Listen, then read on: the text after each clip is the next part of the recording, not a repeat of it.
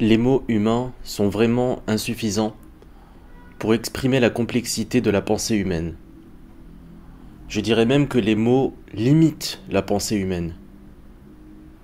Parce que dans la pensée, en fait, tu peux exprimer deux choses à la fois.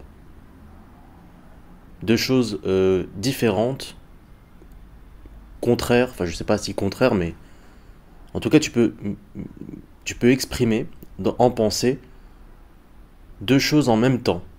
Et tu ne le peux pas dans les mots. Dans les mots, tu es obligé d'exprimer pensée après pensée. Et si jamais tu te contredis, eh ben on va te dire ah mais tu te contredis et du coup tu vas devoir justifier ta contradiction et donc tu vas devoir utiliser des pensées pour justifier ce que tu exprimes au lieu de simplement balancer ta pensée. De plus, on est obligé de construire nos phrases alors que quand on réfléchit, quand on pense, il n'y a pas forcément de construction à faire. Parfois tu vas simplement penser la chose et tu ne vas parfois même pas chercher forcément la logique. Ça aussi, la logique, c'est quelque chose qui vient des mots et des phrases qu'on doit construire et des paragraphes ou textes qu'on doit construire, que ce soit par écrit ou par oral, par le dialogue ou par l'écrit. C'est la logique, en fait. Il faut que les choses soient logiques, il faut que les choses soient cohérentes. Il faut absolument que ce soit cohérent, sinon ça ne marche pas. Mais en fait, une pensée n'a pas besoin. La cohérence peut avoir sa place, mais quand on pense sans utiliser de mots, d'ailleurs, à la base, on pense sans utiliser de mots, ce n'est qu'après qu'on va utiliser des mots pour se dire ah ben non, faut que je sois cohérent, faut que je puisse l'exprimer aux autres, faut que je puisse moi-même me comprendre et moi-même m'en souvenir, du coup je vais devoir construire des mots. Mais en fait, la pensée initialement se crée sans mots. Les mots ne viennent qu'après. Et la pensée est moins esclave de la cohérence. Alors que les mots sont totalement esclaves de la cohérence. J'essaye ces derniers temps. En fait, c'est pas ces derniers temps. Je passe ma vie à faire ça. À essayer de me libérer de certaines choses. Et ça, c'est un pas franchi pour moi. De comprendre ça. De réaliser ça. De réaliser que les mots, c'est pas qu'ils ne servent à rien, au contraire, c'est ce qui nous permet de nous exprimer. On peut pas encore communiquer par la télépathie, ce n'est pas encore possible, si tant est qu'un jour ce sera possible. Voilà, je ne dis pas que il faut faire des exercices pour ne plus penser en mots, et d'ailleurs j'offre des formations pour vous apprendre à faire ça. Je veux pas forcément me moquer de ceux qui veulent, de ceux qui offrent des formations, mais voilà. C'est pas l'idée de vous dire il faut se libérer de la parole, il faut se libérer des mots et des phrases. C'est pas ça. C'est juste de vous dire que initialement, on ne pense pas avec des mots. Initialement, on pense et puis c'est tout. Et les mots ne viennent qu'après. Et le fait que on construise des mots pour pouvoir communiquer, et c'est essentiel pour fabriquer une société, totalement essentiel, ça nous avantage, ça nous permet justement de communiquer, de fabriquer une société, enfin de... Le mot fabriquer, justement, là je m'exprime mal. Mais l'inconvénient là-dedans, c'est que tu perds, tu perds de ton pouvoir de réflexion. Est-ce que vous connaissez la forme? Ça a un nom, je sais plus quel nom ça a, si je le retrouve, je vous le mettrai en montage, là, vous devriez avoir le mot. Peut-être même que je pourrais mettre l'image de base en audio, hein. Ouais, ça c'est une bonne idée, je vais faire ça. Parce qu'en fait, il y a un écran noir sur mes audios, mais rien ne m'empêche de vous faire une petite image de nature ou de je sais pas quoi. Donc là vous êtes en train de l'avoir, donc là théoriquement pour moi. Parce que je l'ai pas encore fait forcément. Pour vous c'est déjà fait, mais pour moi c'est pas encore fait de mon... Justement, le temps c'est c'est l'un de mes sujets. de ma perception du temps à moi, c'est pas encore fait. Enfin bref, les escaliers en fait qui montent et qui n'arrêtent pas de monter et qui pourtant se rejoignent. Voilà un très bel exemple de figure qui est totalement incohérent dans la réalité et qui pourtant peut exister et peut être cohérent dans la pensée. C'est-à-dire que, pensez-y, vous pouvez imaginer des choses totalement incohérentes dans la pensée. D'ailleurs, euh, lorsqu'on prend des drogues, on peut parfois faire ces exercices. Soit dit en passant, je ne suis pas du tout en train de vous inciter à prendre des drogues, du tout.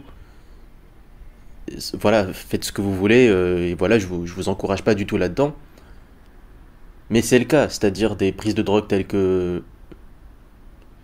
En fait, je vais pas donner de nom de drogue, ok, je vais pas empirer mon cas. Bref, euh, je parle en termes d'audio, pas en termes d'image de moi-même, ça je m'en fous. Je parle d'audio. Mais j'ai jamais pris par exemple des LSD ou de bon. Du coup, je donne des drogues. J'ai jamais pris des LSD moi personnellement, mais je mentirais si je disais que ça m'a jamais tenté. Mais j'ai jamais eu l'occasion. Bref, euh, ouais, enfin voilà. Enfin, je pense avoir dit ce que j'avais à dire. Vous voyez ça par exemple. Je trouve que c'est une bonne conclusion. C'est-à-dire que j'ai transmis un message, il faut que je conclue. Mais c'est quoi la logique de conclure en fait? Puisque de toute façon la pensée ne fait que se déplacer d'une idée à une autre, d'une idée à une autre. Et donc pourquoi est-ce qu'il faudrait en fait conclure comme si en fait on se frappait les mains, on se disait bah voilà, c'est réglé, voilà, c'est fait. Problème résolu, on peut passer à autre chose, on peut dormir sur nos deux oreilles. Alors qu'en fait, dans la réalité, on ne peut jamais dormir sur nos deux oreilles. Dans la réalité, les choses continuent toujours, les choses sont toujours cycliques. Voilà, ça ne s'arrête jamais en fait, ça poursuit toujours. Il faut toujours conclure, un peu comme un peu comme quelqu'un qui va faire des réparations chez vous. Ben voilà, il doit terminer son travail. Et quand tu fais un discours, c'est pareil. Tu ne peux pas dire simplement, ben voilà, j'ai fini, voilà, ou ne rien dire en fait, te taire. Si tu te tais, ça va sembler bizarre peut-être, si tu tais d'un coup et que tu ne dis plus rien. Mais non, faut conclure, faut un peu comme si tu disais, ben voilà, c'est fini. En fait, le problème, je l'ai complètement contourné, et simplement en m'écoutant, en ayant pris des notes ou pas, mais en tout cas ou en vous repassant le truc, et ben voilà, vous aurez en fait une compréhension globale du problème, et vous aurez, en fait, j'aurais dit tout ce que vous aurez besoin à savoir. Dans la réalité, ça marche pas comme ça. Dans la réalité, ça continue toujours, en fait. On apprend toujours, les choses changent constamment, et les choses sont cycliques. Donc en fait, rien n'est jamais fini. Du moins, rien n'est jamais fini de la manière qu'on l'entend, nous humains, et de la manière qu'on veut s'en persuader. On a envie de dire, ben voilà, ce problème-là, ce souci-là, ce sujet-là, ce domaine-là, voilà, j'en ai fait le tour. J'ai compris tout ce que j'avais à comprendre. Comme quelqu'un qui écrirait par exemple un livre sur la famille, sur le travail, sur les femmes. Quand je dis sur les femmes, je veux dire sur la séduction homme-femme. Et ben à la fin du livre, il est censé te dire, ben voilà, grâce à mon livre, t'as plus ou moins compris tout ce que t'avais besoin de comprendre. Et donc il doit conclure. Il peut pas simplement directement dire ce qu'il a à dire sans introduction. Et quand il a fini de le dire, il met un point et c'est terminé. Hop, c'est bon. Et il te donne l'information directe, brute, que tu prends et puis c'est tout. Ben non, il faut toujours en fait penser à une structure. Il faut toujours penser à l'image que tu donnes de toi.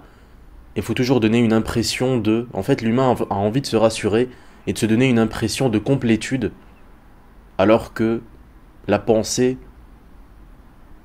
est toujours incomplète et toujours imparfaite parce que elle provient de cette nature parfaite. Et nos esprits qui sont imparfaits recherchent une perfection imparfaite. Oh, c'est profond ce que je viens de dire. C'est profond et c'est compliqué, ce qui n'est pas une qualité quand c'est compliqué. Voilà, je vais pas essayer de reformuler, hein, et je pense que je vais m'arrêter là. Donc je vous remercie de votre écoute et je vous dis à une prochaine audio. Oui, parce que je préfère ne pas faire trop long pour ne pas dire des choses trop bizarres, justement.